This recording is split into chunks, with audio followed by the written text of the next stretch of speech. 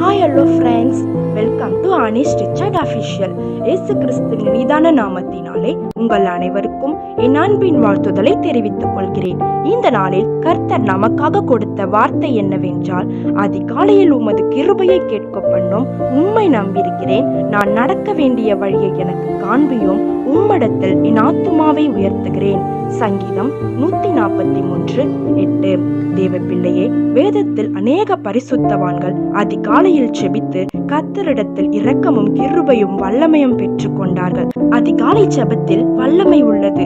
வேதத்தில் நாம் பார்க்கிறோம், அதிகாலையில் என்னை தேடுகிறவர்கள் என்னை கண்டடைவார்கள் என்று நீதிமொழிகள் 8:17 பார்க்கிறோம். அப்படியாய் ஆண்டவரை நாம் தரிசிக்க வேண்டும் என்றால் தினந்தோறும் அதிகாலையில் அவர் நம்மை தேட வேண்டும். அப்படியாய் நாம் தேடினோமானால் நம்மை போதித்து நாம் நடக்க வேண்டிய வழியை அவர் நமக்கு காட்ட அவர் வல்லவராயிருக்கிறார். அவருடைய சமூகத்தில் நாம் அமர்ந்து அவருடைய கிருபையும் இரக்கத்தையும் வல்லமையும் நாம் பெற்றுக் கொண்டோமானால் நம்முடைய வாழ்நாள் எல்லாம் களி கூர்ந்து மகிழும்படியான அற்புதங்களையும் அதிசயங்களையும் அவர் செய்ய வல்லவராயிருக்கிறார். அதற்கு நாம் முதலாவது அவரை நாம் கண்டடையத்தக்க சமயத்தில் அவரை நாம் தேட வேண்டும்.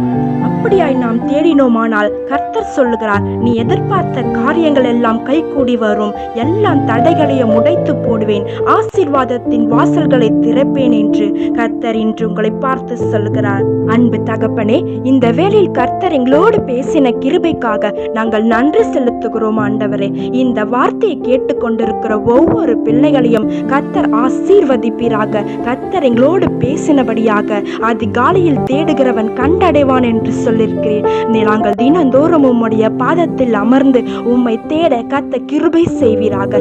எல்லா தடைகளையும் கர்த்தர் உடைத்து போடுவீராக. அப்பா, கர்த்தர் பெரிய காரியங்களை செய்வீராக. இயேசுவின் நாமத்தில் ஜெபிக்கிறோம் என் ஜீவனுள்ள நல்ல பிதாவே, ஆமென்.